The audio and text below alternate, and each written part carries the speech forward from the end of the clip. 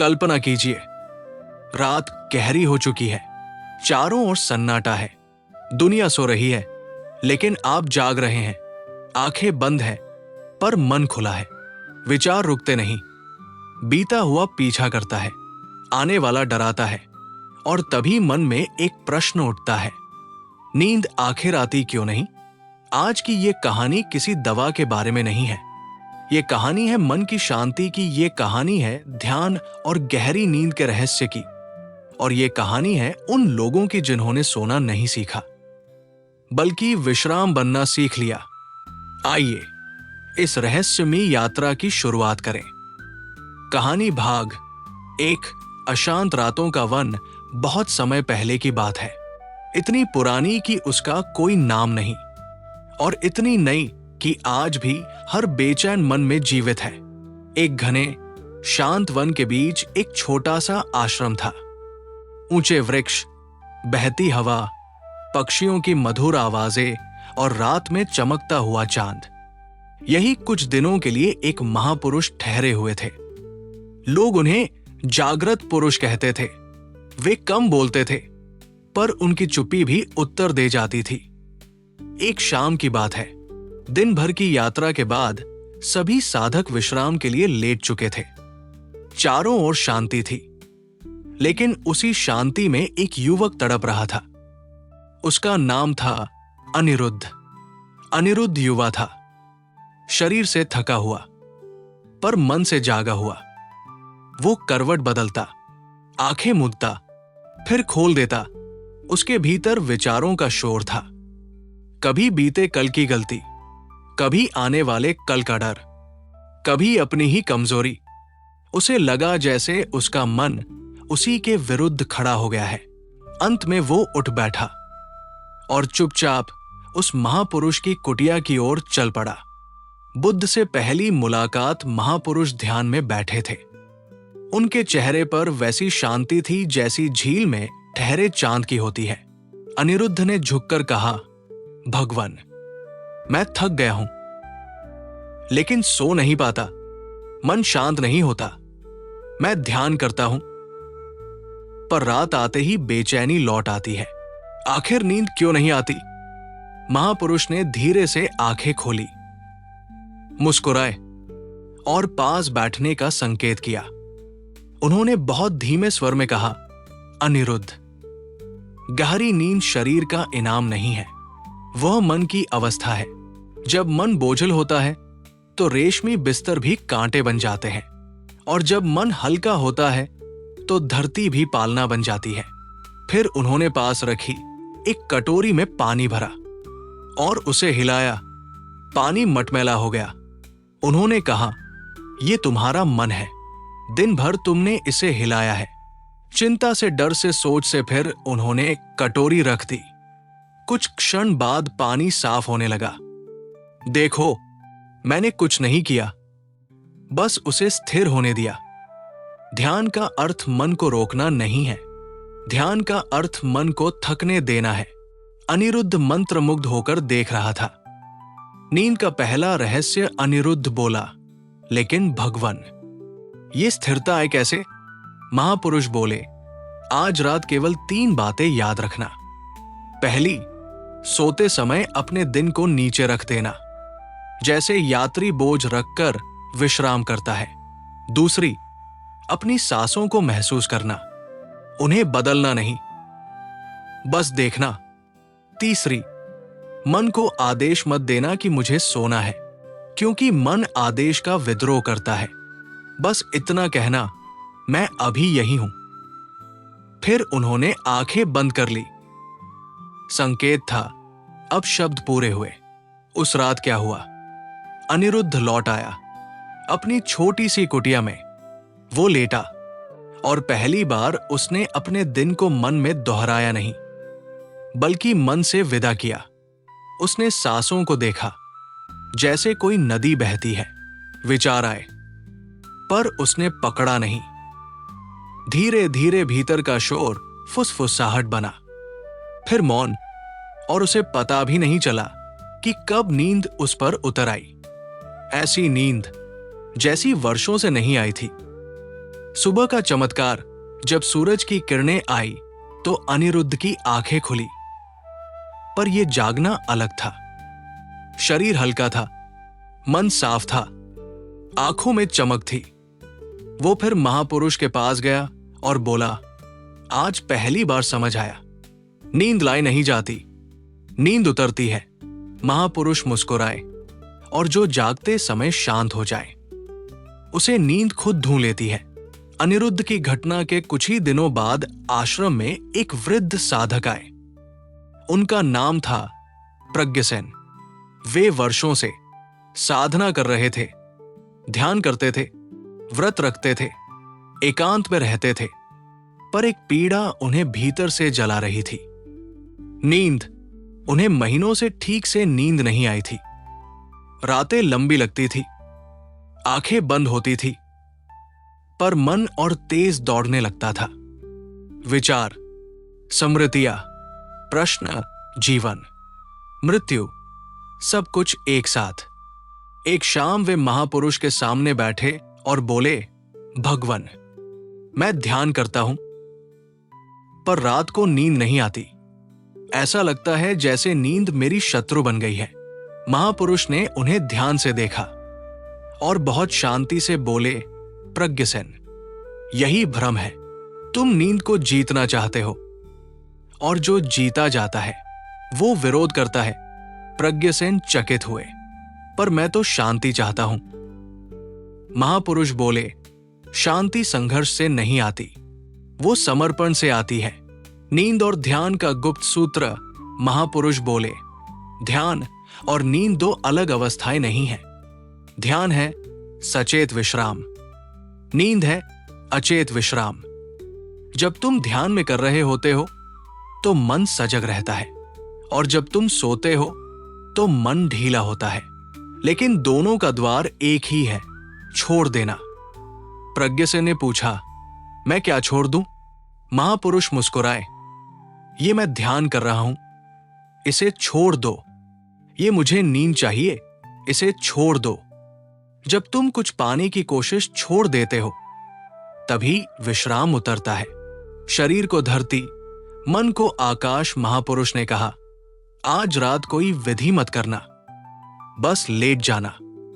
शरीर को धरती के हवाले कर देना, मन को आकाश के हवाले कर देना, और सांस को नदी की तरह बहने देना। कुछ सुधारना मत, कुछ रोकना मत, बस उपस्थित रहना। वो रात प्रज्ञसेन अपनी कुटिया में लौटे।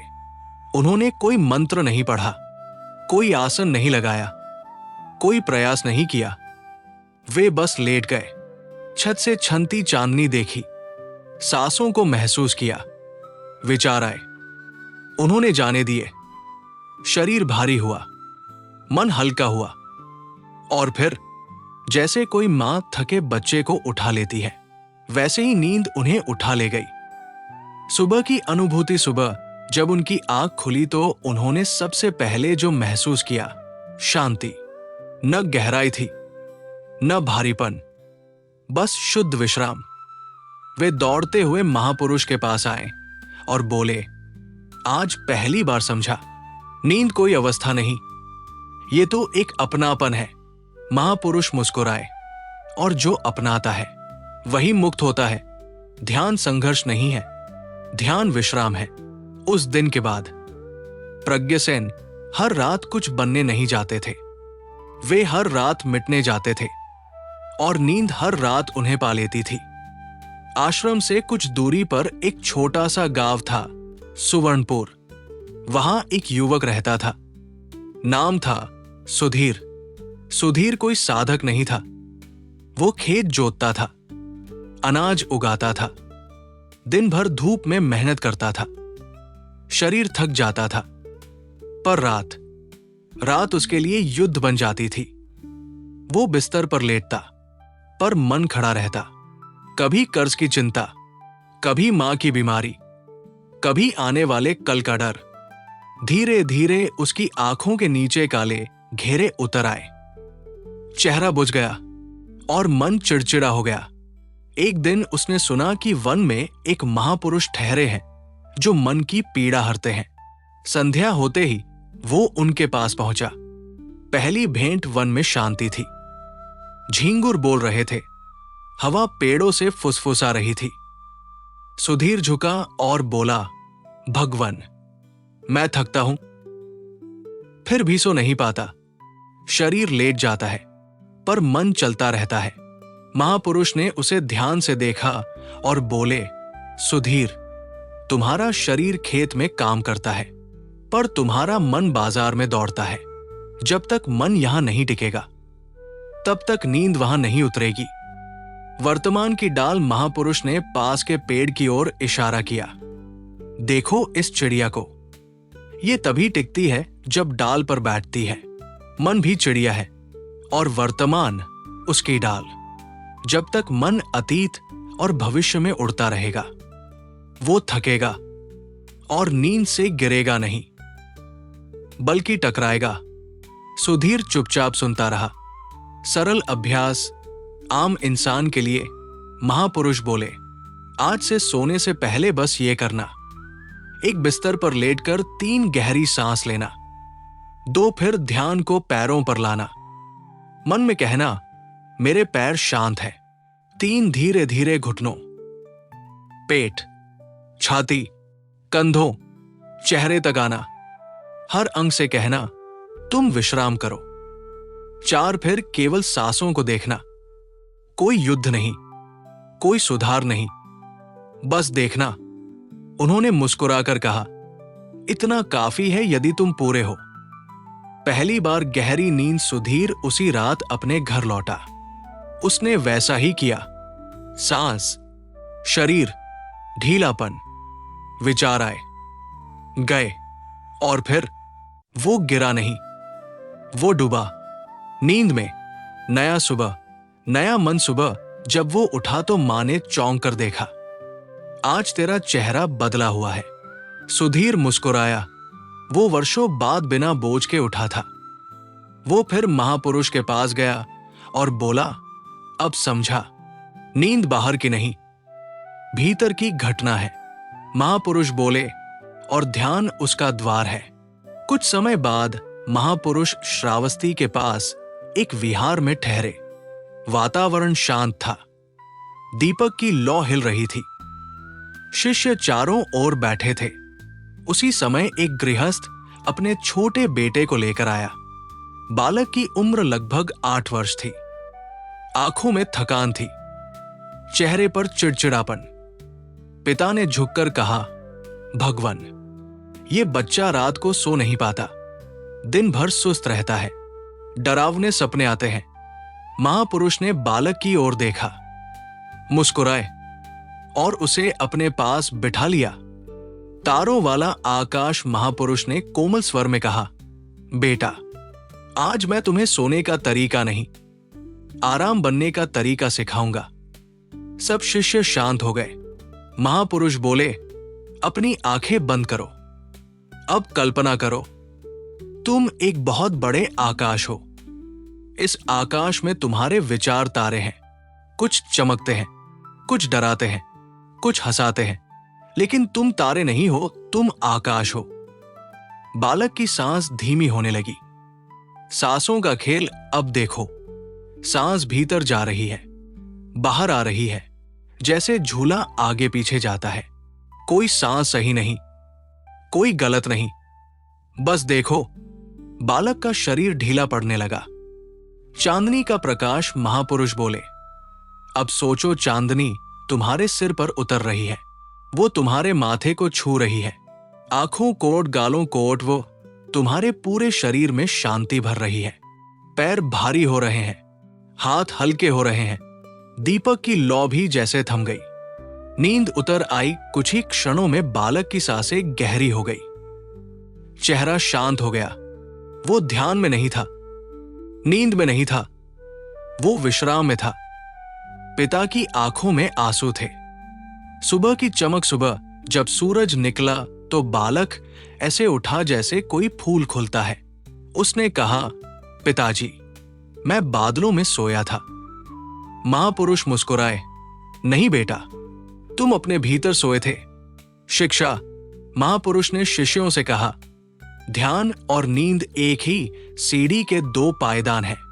जो ध्यान करना सीख जाता है वो सोना भी सीख जाता है, और जो गहरी नींद सोता है वो जागना भी सीख जाता है।